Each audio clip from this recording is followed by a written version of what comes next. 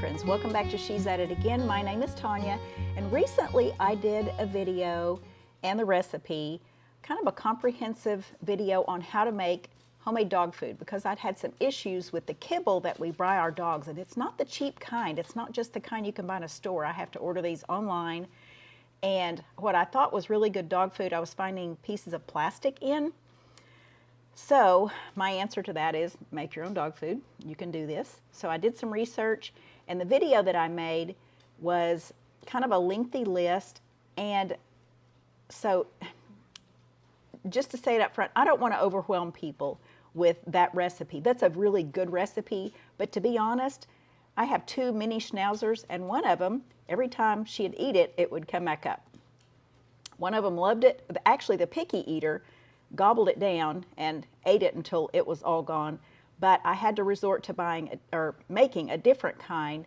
So I started buying chicken, and I figured out chicken is a lot less expensive than beef is. No matter how cheap the beef is, it's either got a whole lot of fat in it, which is not really what I'm looking for. I'm looking for more of a meat product. But the chicken is a lot less expensive for just a good quality product.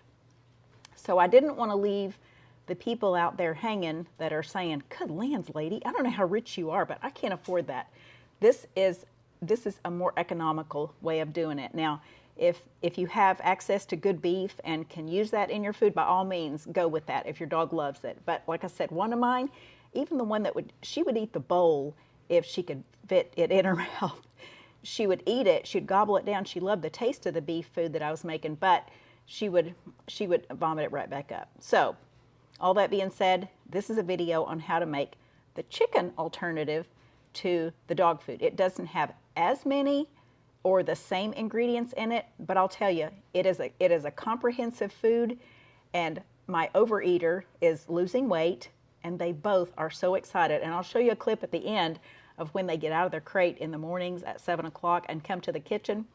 They cannot wait to get into that bowl. So let's get into this. Hopefully this won't be too drawn out, and I'll show you how to make this. The recipe will be in the description. Hopefully everybody will be happy and they can make their own dog food if they need to. I feel sorry for dogs because it's almost like a human version of just giving your kid a box of cereal and going, there, they said it was good food, you should be fine. And it's just not. So anyway, hopefully this will satisfy even the people who want to do better, but are just kind of at their wits' end of how to afford it. So let's go. Okay, the first thing I want you to know is they mark down meat all the time. My husband goes to the gym very, very early in the mornings, and I said, can you go by Neighborhood Market and just see if they have any of those big packages of chicken marked down? So look what he found. So what is normally $2.67 a pound, which is just boneless, skinless chicken breast, just conventional kind, is now $2.11 a pound. So that's about a 50-cent per pound savings. So the first thing I do, I have my slow cooker over here where you can't see it, it's behind the camera.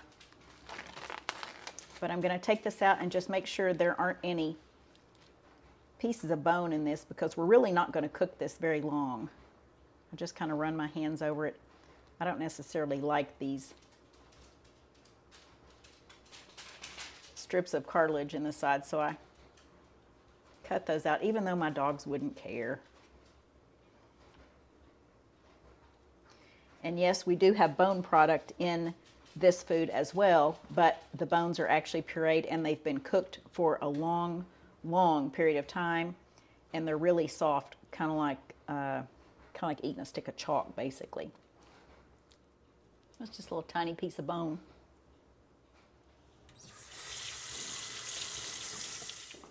Okay, I'm going to turn this around and let you see this. I've got about 4 projects going right now. One of them's a painting project, so I've got that going. So laundry, cooking something else. It's a typical Saturday. Okay, so this is what we have in the slow cooker. I'm going to turn this on high at first, and when the heat gets up high, I'm going to turn it down to low and let it cook for just a little while. And I don't want to overcook it. I just want to cook it long enough to where it is done all the way through. But I'm also going to, I need to check my little freezer. I think I have chicken livers out there. I'll cook those along with this too. So anyway, this will all be in the recipe in the description. So don't think you're going to miss out on anything just because I'm not showing it. Okay, I checked out in the little freezer. I do have chicken livers, and this is just half of a carton. I used half of it for the last batch, and this is what I have left. So once I just run this under some warm water and get it out, I'll put that in there too. So just straight up chicken livers and gizzards, I think. Okay, this is what it looks like. And I'm going to put the lid on it, and it's plugged in. We're going to let it cook for a little while. On high at first, and then turn it down. Okay, so our chicken has cooked in the slow cooker. I have it right here. I've taken it out of the big electric part that it goes in. It's just the pot. So the next step that we need, I had to write this down because I confuse myself. I write it down and then I think, you know what, a better way would be to do this. So this is my better way of doing this. So the next step, I have my Vitamix right here. If you have a regular blender, go for it. If you don't have a blender, just do the best you can to get stuff pureed somehow, whether it's a stick blender or something like that. So what I'm going to do is, my recipe calls for about 10 ounces of pureed bones of some kind, whether it's beef bones or chicken bones, whatever you're going to use. But I had that, call me crazy, but when my guests came over at Thanksgiving, after everybody left and I was cleaning the place up, I'm like, you know what? I'm taking those bones and I'm going to give it to the dogs. It's fine. This was perfectly good, and it was on their plates, and there is nothing wrong with it. This was a great chicken. So we have bones there, and actually it has some organic bacon in there too, so lucky dogs. So we have that, and then this is the bones from where I took the chicken carcass that was left, and I made more bone broth and took the meat off of it last night to make a soup out of. So this is what's left. This has a lot of cartilage and a little bit of meat. It has bones, and it has rosemary and thyme.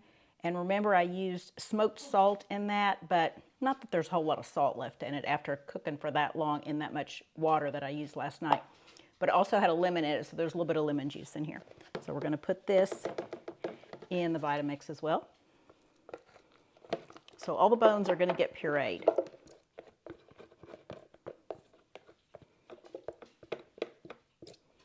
And they've cooked a long, long time, not just from the first go round from me roasting the chicken, but from yesterday having them in the ones I put in the slow cooker too. So I am going to use the broth from cooking those chicken breasts. I had to grab a ladle. I forgot to get it out. So let me pull this over here.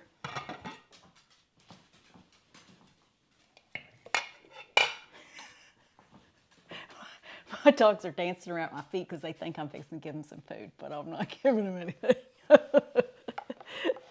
Now, I'll show you what this looks like. This is the chicken that I cooked earlier. I put the chicken livers in there and kind of moved this around just to keep it cooking evenly and keep it from sticking sides, but I did not add any liquid to this. This is just from the chicken itself. That's quite a bit of liquid. So we're going to take that, put it in the Vitamix to help puree this. And of course, they'll get the juice from it anyway, one way or another. Zoe, I can hear you down there, and I know. She just knows I have something delicious, and she is wanting it so bad. But again, I'm going to show you the cute video at the end of what my doggies do when I get them out of the crate in the morning before I take them outside, let them potty, and then they come back in and I give them their bowls of food. They are so excited to eat this. I'm not even kidding when I say they are like little kids peeking at the Christmas tree. It's so stinking cute.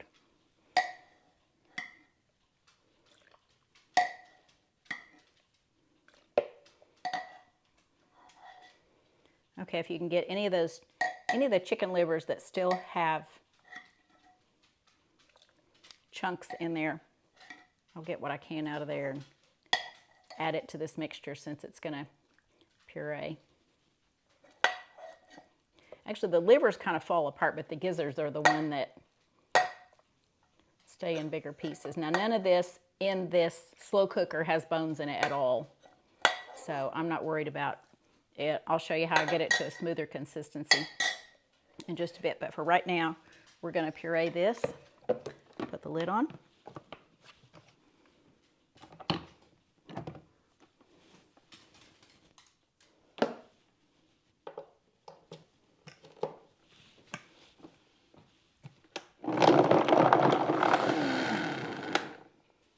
All right, I'm pretty sure everything in there is smooth. We have a little bit more puree in to go. Let me get the ginger out of the freezer. That's what I keep my ginger in, a peanut butter jar, of course.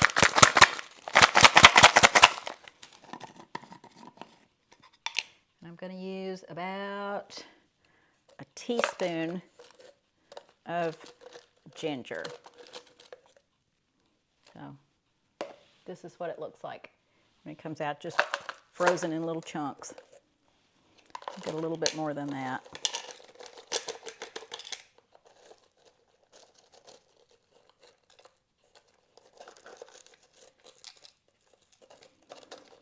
Ginger's really good for the gut. Pretty much anything that consumes it, it's good for the gut. So, okay, so about a teaspoon of that. Put it in there. Now, if you don't know anything about a Vitamix, you can actually put like a vegetable or a broth base in there, turn it on, and if you leave it in there long enough, it actually cooks the soup. The RPMs in this is off the chain, but this gets really hot when you leave liquid in there a long time. So I put pretty warm broth in this. So what I'm going to do next is, let me put my ginger up.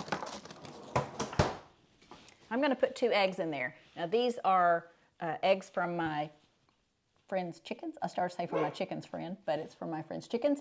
And these are the ones that we eat at our house, and they're so delicious. If you've never had a farm fresh egg where free range, all the good stuff, not a store-bought egg, there's a huge difference in it. But they want the shells and the eggs themselves, so I'm going to put 2 of those in here. And when I start blending this up, it's going to not only blend it up, but it's going to pretty much cook those eggs. All right.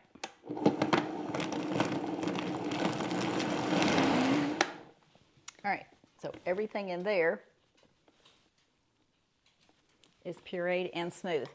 We also need about, let's see, how much of this? A tablespoon of hemp oil. Now I bought, when I did the beef dog food, I added hemp seed in it, but you know what? That stuff's really expensive. I only need a tablespoon of this. And I felt like I needed to put more hemp seed in there just because I want them to be able to at least get some in every serving they had. But Lacey, get out of there. That's not your bowl. So a tablespoon of hemp oil.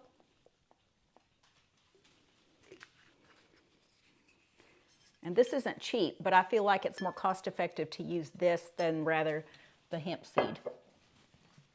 All right, next thing we need is turmeric, and this is very important too. This is good for their gut. You don't have to buy organic. My chicken's not organic. You know, I do what I can, but let's face it, things are expensive. But this turmeric, now try not to get it on your hands. I'm probably going to wind up getting it on my hands because I forgot I left the little scoop in there. But this will stain your hands like crazy. They'll be yellow, yellow, yellow. All right, about 1.5 teaspoons of turmeric. So I'll put a little over a teaspoon in there. But just like having a new car and no gas in it, it's really not going to go anywhere too fast unless you add black pepper to it. So we're going to put about 1/3 teaspoon of black pepper.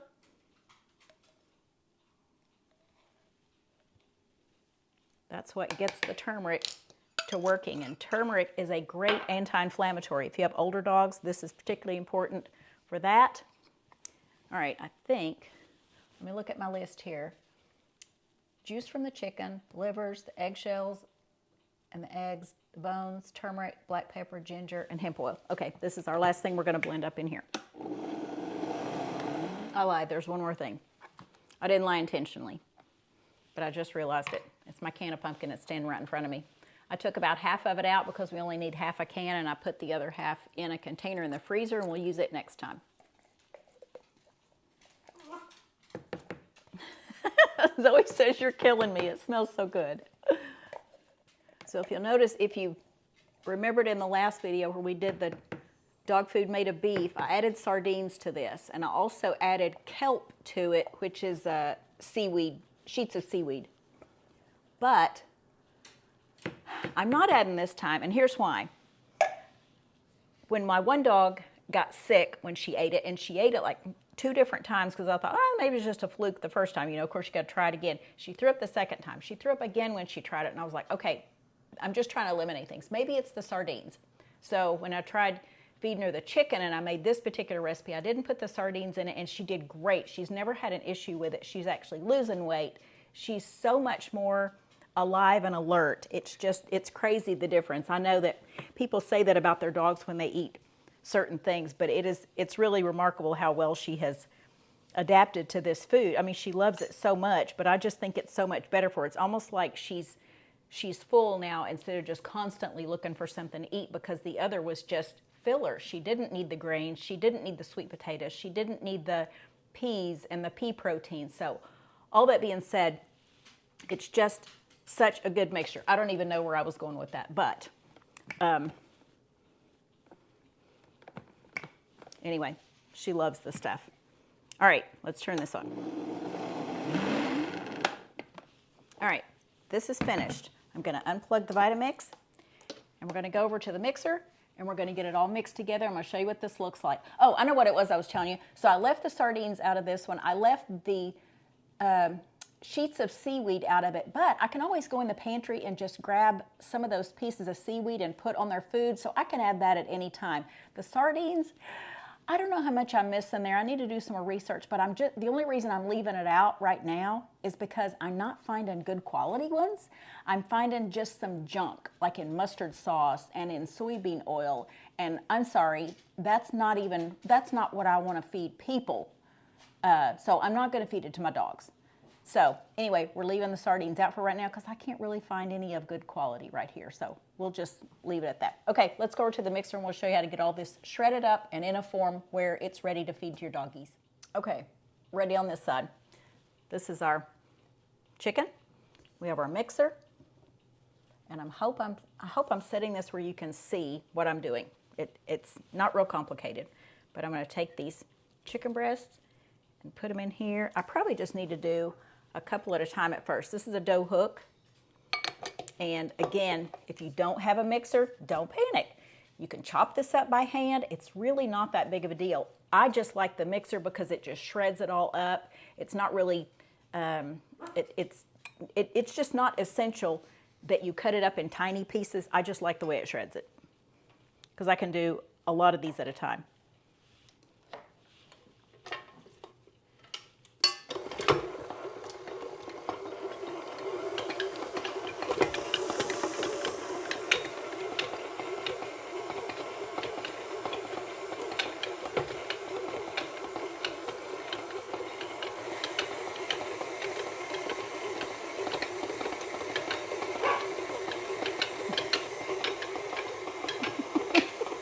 She is such a mess. I think they actually have products on the market now where it looks like a container and it has these little spiky things in it, and you put the chicken breast in it that's cooked, and you put the lid on it and shake it up, and it's supposed to tear it all up. But if you have a mixer, why not use it?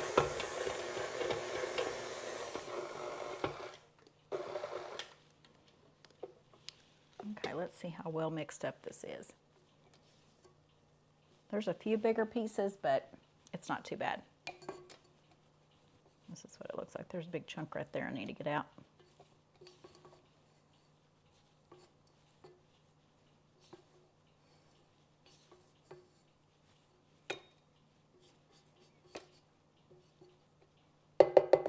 So once I pour this juice in there, it might come out of there better.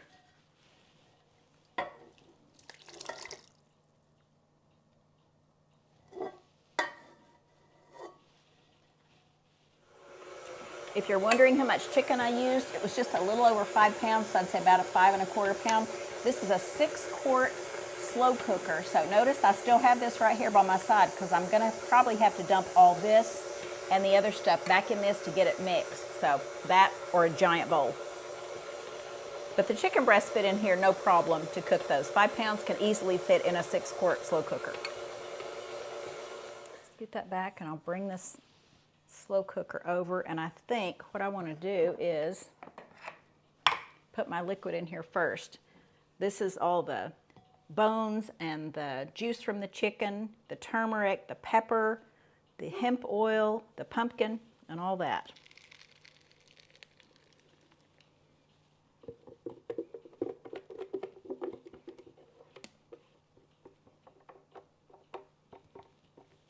And don't worry, I'll get the rest of that out of there. You know me, I don't let anything go to waste.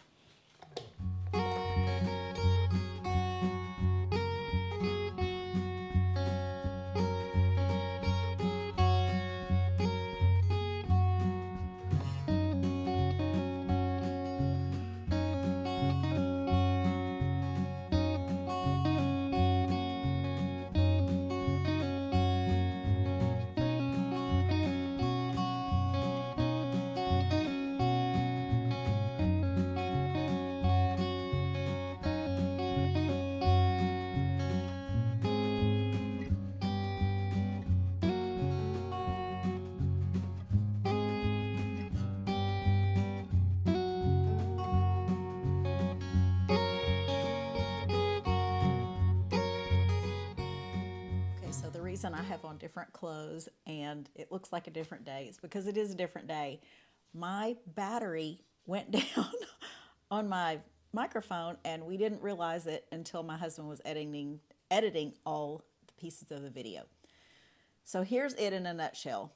You take all your stuff, you cook it, you put it together, do your research, but know what your dog likes. My dogs like carrots and cabbage. That's why I add those vegetables to it. If your dogs don't eat carrots and cabbage, then pick something else.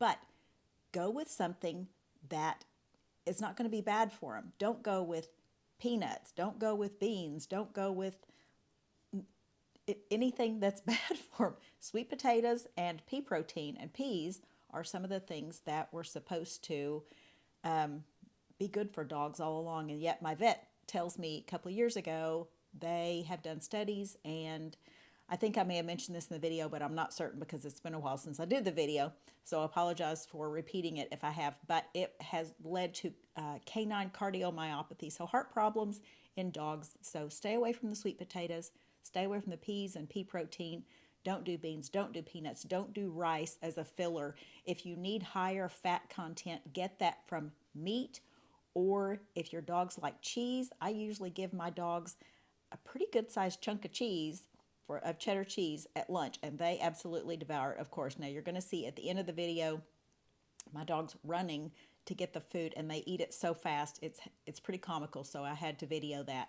So I apologize for not having sound at the end of the video. Like I said, microphone power went down and we didn't realize it until it's been, a month and a half ago since I made the video. But my dogs still love the homemade dog food. I just took one to the vet the other day because my husband said, she's getting a little thin. I need you to take her to the vet and just see what's going on. And my vet said, she is thin. You might add a little bit more fat to it or add more food to it. So I'm going to opt for, instead of buying boneless, skinless chicken breast, I'm going to get a little bit more fatty meat to put in there, which may be, more chicken skin when I use the skins and bone and puree those up and add to it. Just add a little bit more skin or a little bit more fat somehow to it. Maybe use thighs instead of chicken breast. So anyway, all that being said, we appreciate your interest in our videos. We hope this helps. My doggies love this so much. I just can't tell you what a relief it is to know that I'm giving them something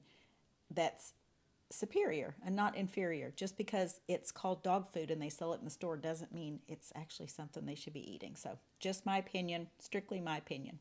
But Anyway, thanks for watching, and we look forward to sharing something again with you real soon. And Happy New Year, because right now it's the first day of January. Like I said, been a while since I've made the video, so look forward to this year with y'all. Bye.